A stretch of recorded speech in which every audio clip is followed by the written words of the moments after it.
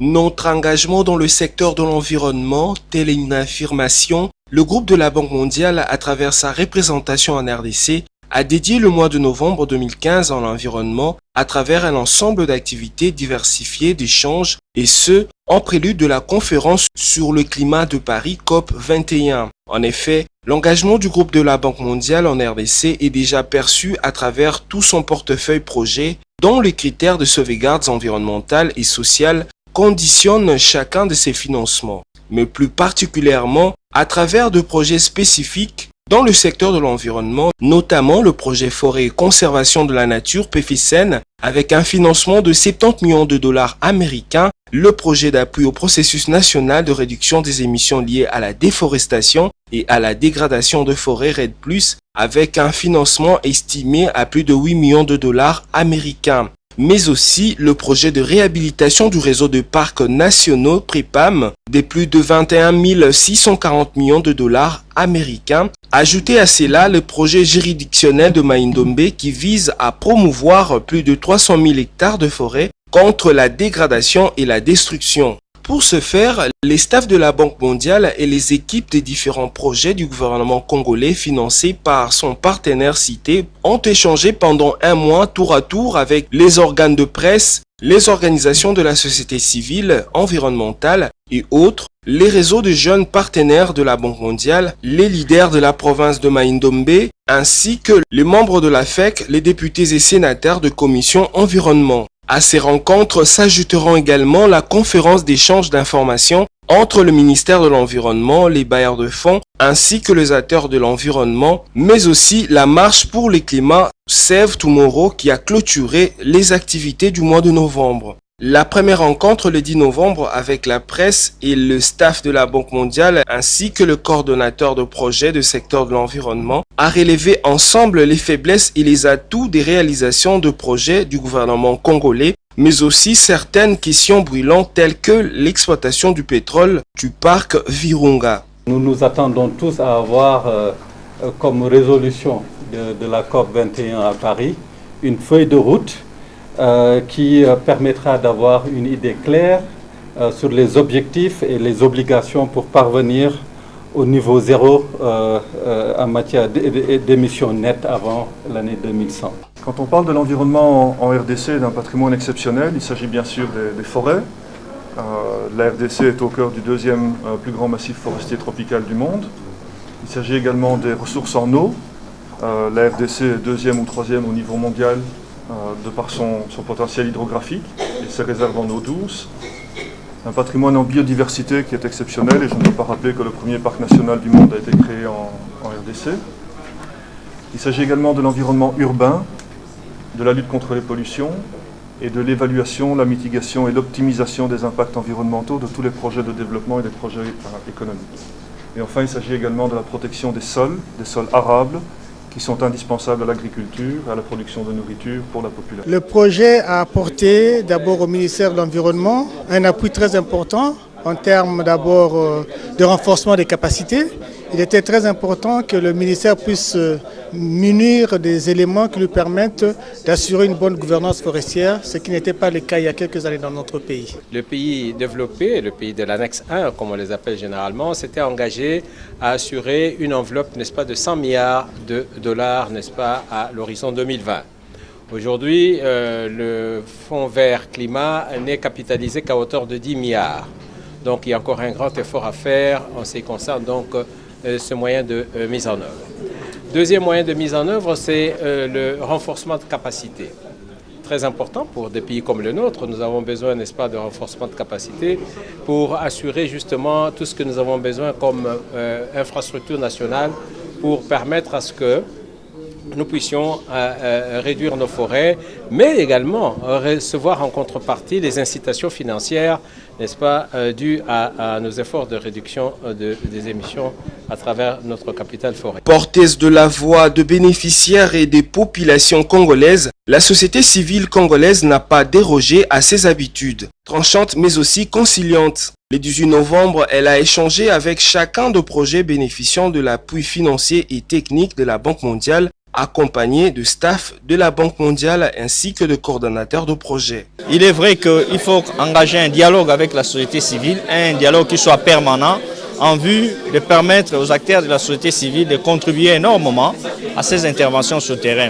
L'idéal serait de voir comment concilier nos points de vue en vue de consolider toutes nos actions de terrain. La société civile est en mesure, avec tout ce que nous avons eu comme formation, d'entrer en contact avec la Banque mondiale pour savoir l'évolution, par exemple, d'un certain nombre de projets. Au cours donc de ces échanges, j'ai encouragé particulièrement la société civile à jouer un rôle de veille. Donc faire en sorte que les investissements de la Banque mondiale sur le terrain puissent effectivement répondre aux objectifs pour lesquels les financements sont acquis au profit donc du gouvernement de la RDC. Avec une population estimée à plus de 70 millions d'habitants, étendue inégalement sur un vaste pays de 234 millions d'hectares et 150 millions d'hectares de forêts, représentant soit 10% de forêts tropicales mondiales, 50% de forêts africaines et 60% de forêts du bassin du Congo, au regard de cette responsabilité sur l'humanité, les jeunes Congolais ont réfléchi le 19 novembre sur le modèle du développement pour leur pays. On a parlé sur la production et la révalorisation des articles fabriqués à base de raffia. Je peux essayer de réfléchir si on peut faire une petite entreprise où on peut cultiver des tomates, des billes. Si on peut commencer à vendre ça dans des différents marchés, aurait que nous attendions des Goma, on attend des Bukavu, on peut les faire ici dans la province et ça peut nous aider, d'attendre, parce que le fait qu'on attende quand il y a rupture du stock, les tomates augmentent les prix. C'est pourquoi on a essayé de réfléchir un peu à cette idée. Organiser des campagnes par rapport à des sensibilisations sur l'importance de la vaccination. C'est très important. Pourquoi nous avons proposé aussi cette action? C'est parce que aujourd'hui dans nos communautés, il y a certaines communautés qui sont contre la vaccination. Or, la vaccination c'est très important. Ça aide surtout pour les enfants et surtout que nous préparons les objectifs de développement durable. Donc c'est avec ces enfants-là que nous allons développer notre pays. C'est vrai, la nature elle est vaste. Je peux parler de l'univers cosmique. Quand je parle de l'univers cosmique, je vois la pollution atmosphérique. Alors en fait, sur ce point, je suis en train de réaliser un enfant en fait, qui a pu ramasser des tranches d'arbres dans quelque part, mais en fait cet enfant qui ne s'est pas arrêté de voir ces tranches d'arbres qui périssaient en fait, Alors il a ramassé et après il a essayé un peu de pouvoir entasser ces deux tranches d'arbres pour redonner encore la vie en rosant à travers l'eau. Du fait que c'est l'environnement qui nous englobe, c'est lui qui nous souffle, si on peut dire, avec son air. Alors, de notre part, on a aussi droit, par reconnaissance, de la rendre encore plus beau. C'est pourquoi nous devons l'entretenir. Et du fait que c'est à la femme qu'appartient la société, là, je représente une femme en train d'entretenir son petit jardin, parce qu'il voit, il y avait une fleur qu'elle aime tant, en train de faner, compte tenu des intempéries, compte tenu de la situation, si je peux dire, la pollution qui est là, elle est en train de faire un petit entretien en enlevant des plantes ou des herbes qui ne sont pas importants, qui pourraient nuire à la plante idéale qu'elle vise, ou encore qu'elle regarde futurement, dans le futur, d'avoir des bons résultats, des bons fruits.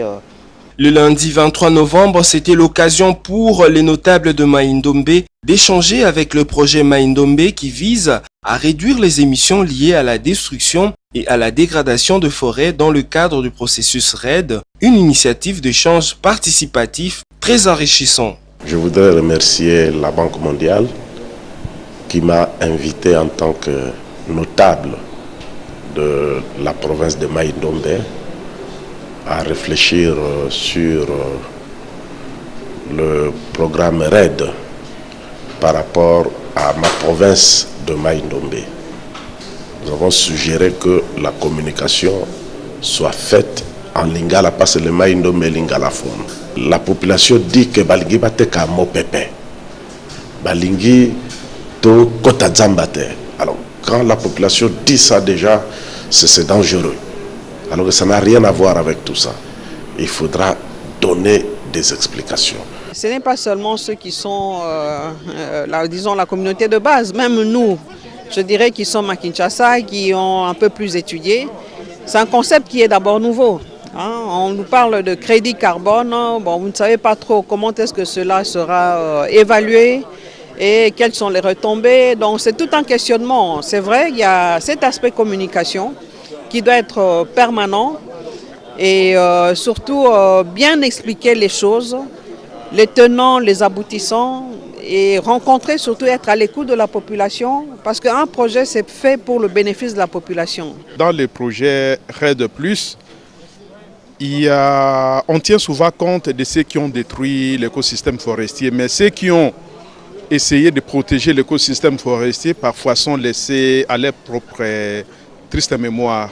Le cas du territoire de Kiri, il n'a jamais détruit la forêt. Mais aujourd'hui, pour compenser l'expertise de nos ancêtres et de nos parents qui sont restés très vigilants dans la protection de leur écosystème, aujourd'hui, la communauté internationale laisse le peuple, les territoires de Kiri, alors qu'ils pouvaient bénéficier de quelque chose encourageant pour les efforts déjà consentis. L'on notera également la présence du commissaire spécial de Mai-Ndombe qui a promis de s'impliquer pour la réussite de ces programmes. Bon, c'est un programme à soutenir au regard de pas mal de retombées qui peuvent donc nous arriver au niveau de la province. Il est question pour nous de sensibiliser la population toute entière afin qu'elle puisse s'approprier de ces vastes programmes. Parce que en ce qui nous concerne en tant que gouvernement, nous croyons sur l'économie durable du Congo. Okay? Et la province de Mai-Ndombe présente des potentialités énormes en ce qui concerne l'économie durable. Et les économies durables, nous allons travailler d'arrache-pied. Dans le souci de concilier développement économique et conservation de la nature, le mardi 24 novembre, les entrepreneurs congolais ont eu des échanges fructueux avec le projet du secteur de l'environnement financé par la Banque mondiale. Les différentes activités qui sont mises en place nécessitent l'implication de tout le monde. Parmi les gens qui sont utilisés, il y a la population locale, il y a les paysans moyens, nous avons les ONG locales et internationales, mais il y a toute une composante qu'on a dédiée au secteur privé. À notre niveau, nous considérons que le projet attache beaucoup d'importance au secteur privé. Le secteur privé doit vraiment participer. C'est pour ça qu'on a préparé toute une composante pour le secteur privé.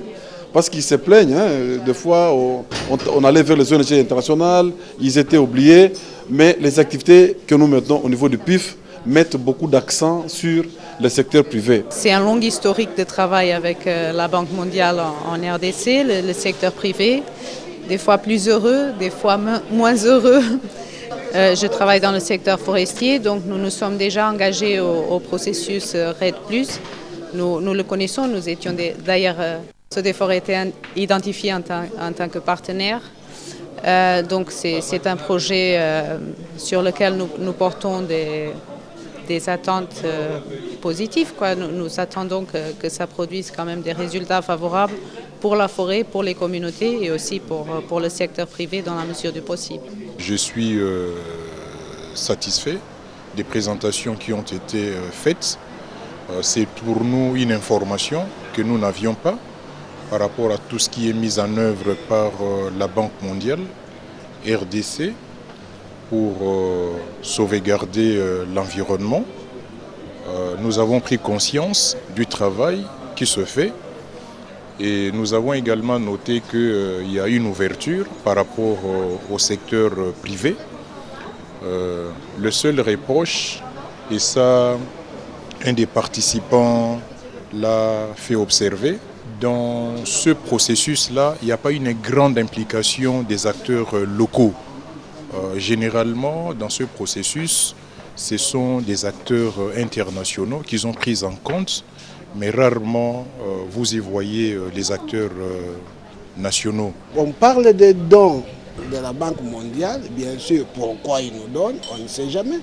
Mais si on nous donne, il faut que nous profitions de ce qu'ils nous donnent et que cela ne soit pas seulement des dons qu'on a cités, qu'on a fait des dons, alors que nous n'avons pas vu les bénéfices de ces dons-là. C'est à quoi ces dons nous ont fait aboutir. C'est un peu cela ce que j'ai retenu en disant vraiment que si ces projets peuvent être pérennisés, c'est des bons projets et c'est des projets pour lesquels nous pouvons demander au gouvernement de mettre vraiment la main à la pâte afin que cela soit perpétuel. Le mercredi 25 novembre, un exercice difficile a été soumis au staff de la Banque mondiale et aux représentants de différents projets financés par la Banque mondiale par les élus du peuple, soucieux de voir des résultats palpables. La Banque mondiale, c'est un grand acteur dans les domaines des interventions pour le financement des projets qui ont trait à l'environnement. Et à l'heure actuelle, c'est le grand sujet de l'heure parce qu'il est lié à la survie même de l'humanité. Je puis suggérer personnellement, en tant que député, il y a peut-être des déficits. Il faudrait que cette planification-là soit un peu plus serrée. On ne sent pas l'impact, le résultat escompté de ces différents projets sur terrain. On ne voit pas. Il y a une petite visibilité par rapport à ce qui est fait par la Banque mondiale. Donc nous devons réellement sentir que la banque soit nous accompagne, soit la banque entre dans la vision que nous avons pour sauver l'humanité. Vu les enjeux de développement durable qui pèsent sur la République, les députés et sénateurs ont formulé le vœu d'un dialogue permanent entre la Banque mondiale et les deux chambres. Nous avons répondu favorablement à l'invitation de la Banque mondiale qui nous a fait part de différents projets réalisés et en cours de réalisation dans notre pays. Nous nous rendons compte que la Banque mondiale s'investit à fond dans notre pays. Malheureusement, nous, élus de la commission environnement, nous nous sommes rendus compte que la présence de la Banque mondiale, les différents projets ne couvraient pas toute la superficie, l'étendue de la République. Et par rapport aux préoccupations des élus, nous avons pensé faire des suggestions aux responsables de la Banque mondiale, de façon qu'ils puissent agencer autrement, nous associer d'abord dans la prise de décision, dans l'orientation des projets, de façon à assurer le suivi. Après les élus du peuple, s'en est suivi la conférence d'échange d'informations le vendredi 27 novembre sous le thème « En route vers la conférence mondiale sur le climat COP21 ». Laquelle conférence dont l'un des objectifs est l'élaboration d'un premier accord engageant l'ensemble de la communauté internationale à réduire leurs émissions de gaz à effet de serre afin de limiter les réchauffements de la planète à 2 degrés Celsius par rapport à l'ère pré-industrielle. Les participants venus des divers horizons à majorité jeunes ont échangé avec le directeur du cabinet adjoint du ministère de l'Environnement, Conservation de la Nature et Développement durable sur la position et le cahier des charges de la RDC à la COP 21, mais aussi avec des acteurs et partenaires au développement venus y participer. Le message qu'on apporte à la jeunesse, c'est de prendre au sérieux l'alerte qui est lancée. Parce qu'en fait, la COP lance l'alerte. Le changement climatique, c'est devenu une réalité qui concerne tout le monde. Et les jeunes, peut-être, sont moins sensibles à ces changements parce qu'ils n'ont pas de recul dans le passé pour savoir comment le climat s'est comporté. Mais ceux qui ont ce recul ne doutent plus, ils constatent qu'effectivement, le climat change et change négativement. Il était question d'échanger les informations relatives à l'organisation de la COP21 qui va se tenir déjà ce dimanche. Donc c'est ça ce qui a été fait et nous sommes très contents de constater qu'il y a un grand monde qui a couru pour prendre part à cette activité, ce qui justifie d'ailleurs leur engagement aussi pour cette grande cause. Et ce qu'il faut retenir, c'est que nous attendons de cette grande messe de Paris des résolutions contraignantes, de décisions qui vont permettre à ce que les États membres puissent voir plus loin. Les soucis pour chacun des Congolais, c'est de savoir quel sera le cahier de charge de la RDC et puis qu'est-ce que nous allons en tirer comme bénéfice, comme profit. Allons-nous être entendus, allons-nous être représentés et puis finalement la COP21, est-ce que vraiment les attentes seront atteintes? Les clous des activités dédiées à l'environnement du mois de novembre étaient marqués par la marche pour le climat, laquelle marche a été également organisée par plusieurs villes à travers le monde les dimanches 29 novembre à la veille de l'ouverture officielle de la COP 21.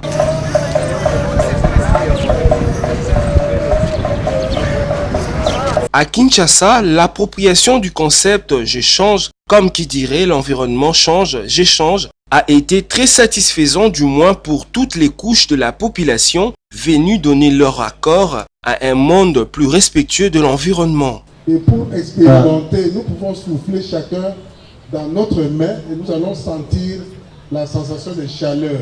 Et c'est parce que nous rejetons par l'expiration du dioxyde de carbone et concentré, c'est ce dioxyde de carbone qui donne de la chaleur. Et une fois dans l'atmosphère, et comme les arbres ont dépassé leur capacité naturelle, l'excès que nous donnons reste saturé dans l'atmosphère et réchauffe cette dernière. D'où les perturbations que nous observons. Alors, nous avons la chance, la RDC a la chance d'être la solution aux problèmes climatiques mondiaux. Nous avons ce privilège-là parce que nous sommes le deuxième poumon du monde, par notre massif forestier et par notre potentiel agroforestier. Il est très important de protéger bien sûr notre terre. Elle est commune à tous. Et dans ce combat, il n'y a pas de Japonais, il n'y a pas d'Éthiopiens, il n'y a pas d'Américains, de Belges. Nous sommes tous des humains et je pense que nous avons pour devoir de protéger notre environnement. Il était important de pouvoir marcher aujourd'hui pour soutenir l'accord de Paris. Nous, au pays, nous nous sommes dit, avec tout ce que nous avons organisé comme activités précédentes, notamment le Forum de jeunes pour le climat et nos recommandations, aujourd'hui, ensemble, nous nous mettons pour hausser notre voix et pour faire entendre notre voix par rapport à la question de nos forêts.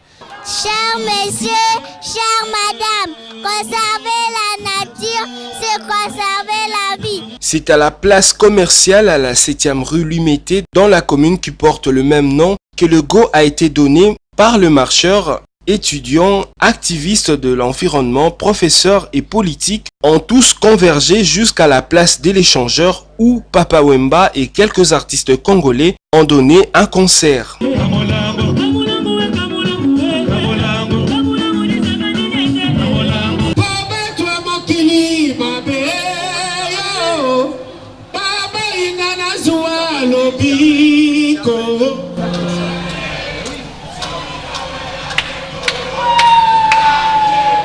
C'est avec l'expression de l'effort physique à travers la marche et de voir l'humanité s'aligner sur de nouvelles bases comportementales en vue de préserver notre planète que s'est clôturé les activités du mois de novembre dédiées à l'environnement, un clin d'œil à l'engagement de la Banque mondiale dans les secteurs de l'environnement.